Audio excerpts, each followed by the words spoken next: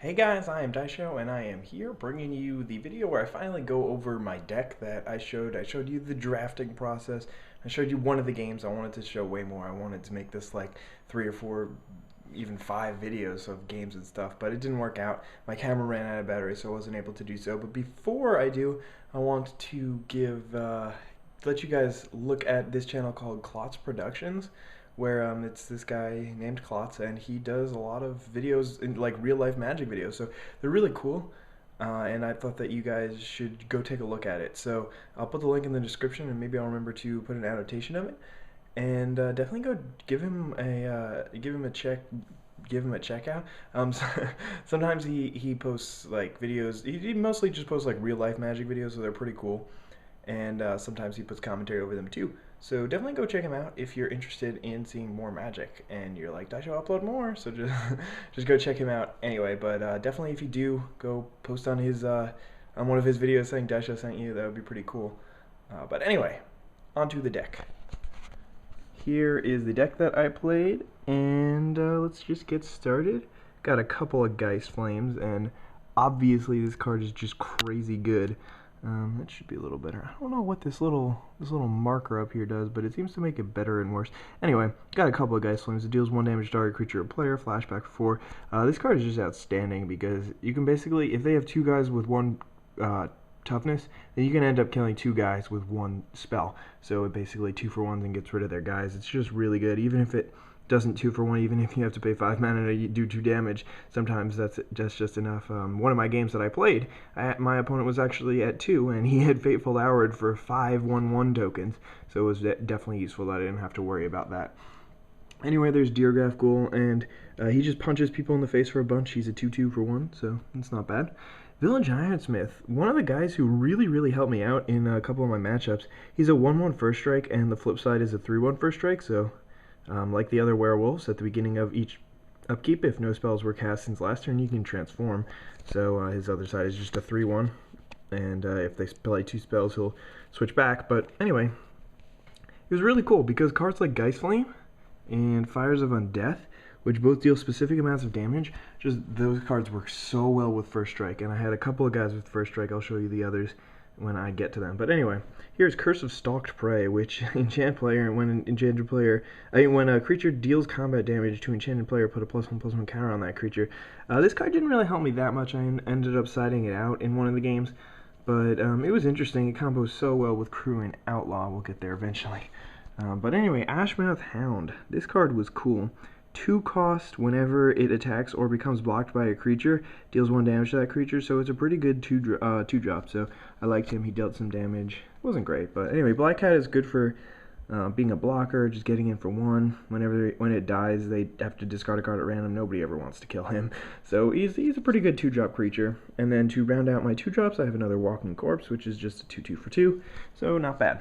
And then here comes the bulk of my deck, which is my 3-drops, and we got Crew and Outlaw, whose first strike transforms the normal way, and the flip side is pretty awesome.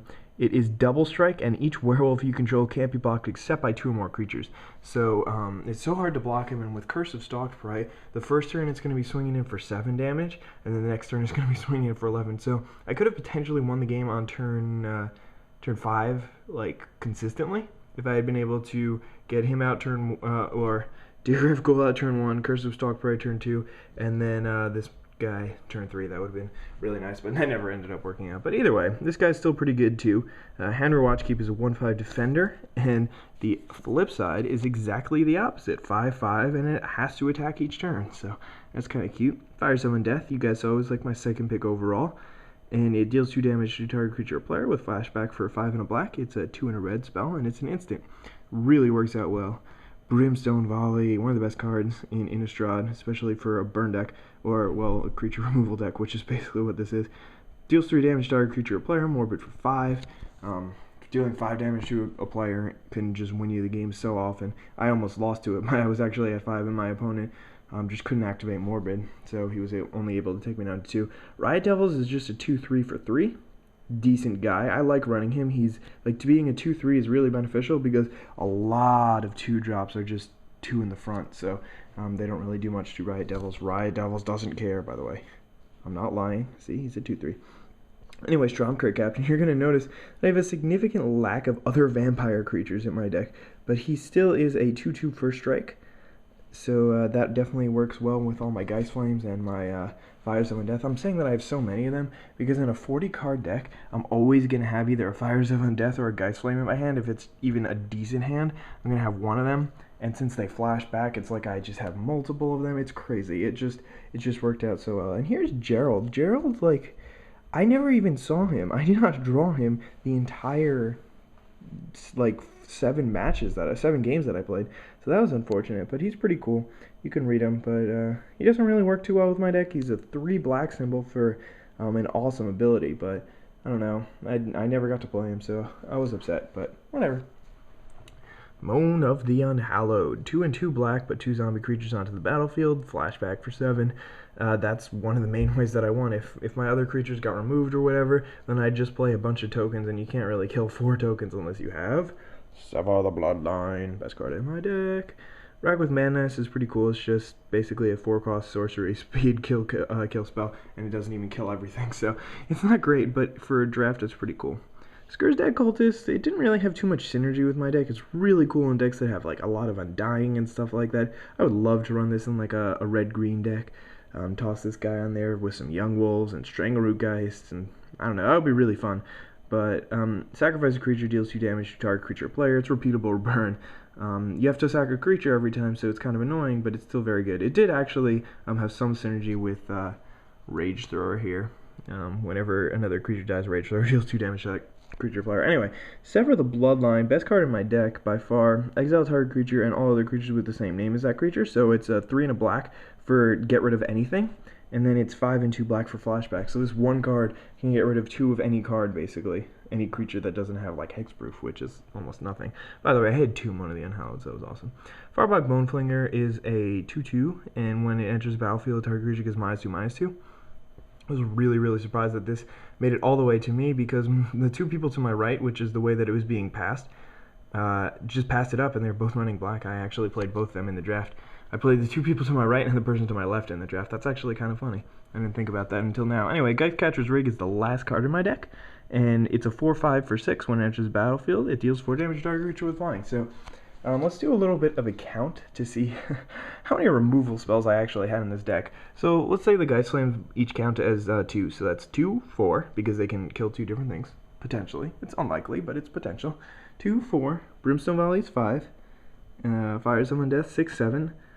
Then we got Rack with Madness is 8, Sever the Bloodline is 9, 10.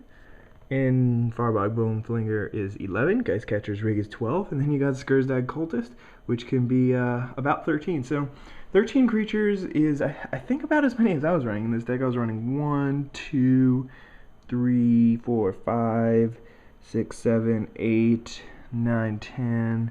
We'll count these as 11, 12, 13, 14, 15, 16. So I was running about 16 creatures in my deck, but that's pretty much normal. So I was almost able to kill every single creature in my opponent's deck if I had drawn all my burn, especially with Scourgedag Cultist. I can just sacrifice my creatures. But basically, this deck worked out really well, and it was probably one of the best draft decks I've ever made. I ended up losing one match where I was really stupid. I kept the land with 6 lands and Fires of Undeath.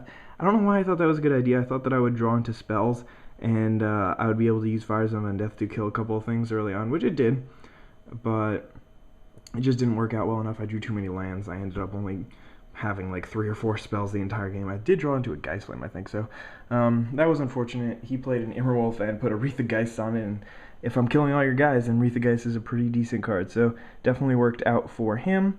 But overall, I ended up winning my next 4. I mean, I lost the first game that I played, and then I won the next 6. So I ended up 3-0, and it was just a really good draft for me. But anyway, I hope you guys enjoyed this video. I know a lot of you guys like these, and I'll continue to be making them. So have a nice day. Bye.